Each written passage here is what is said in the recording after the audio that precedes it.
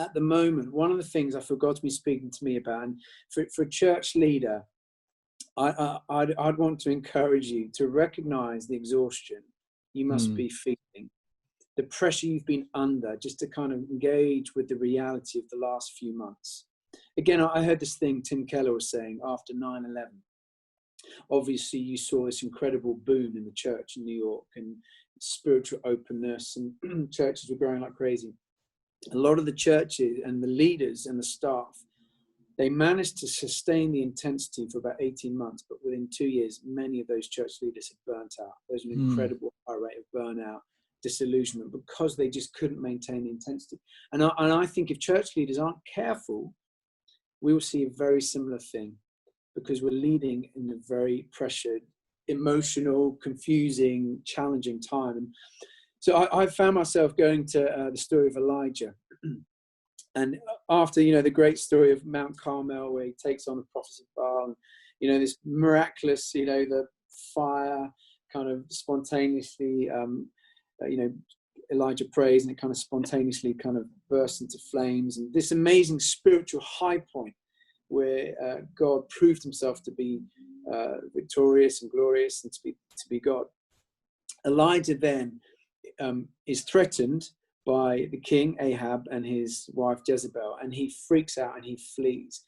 And we read about him, he sits down by a tree and he's talking about committing suicide. He's exhausted. He thinks he's the only one. No one cares. Take my life, God. I'm no better than my ancestors. And he falls asleep. And what does God do? God cooks for him, sends an angel, cooks this beautiful bread, jar of water.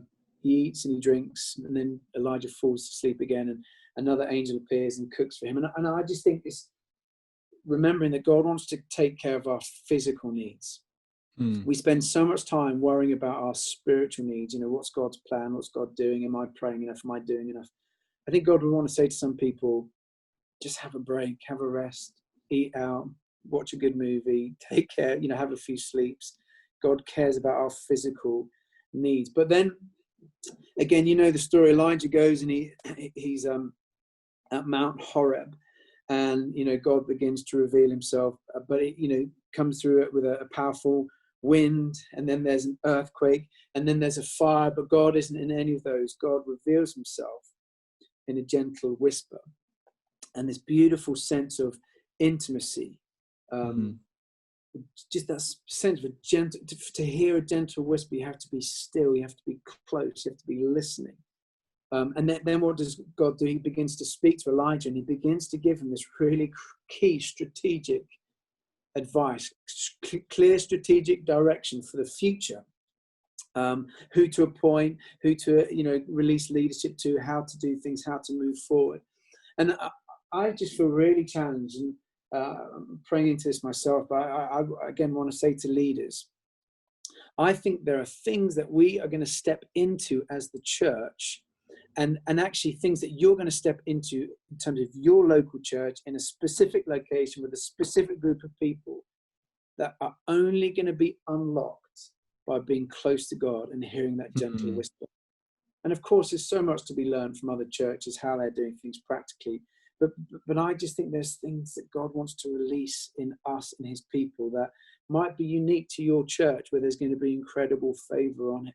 And I think if you're constantly racing hard, listening and watching what every other church leader is doing, that's going to be the thing that dictates your future, rather than it being God.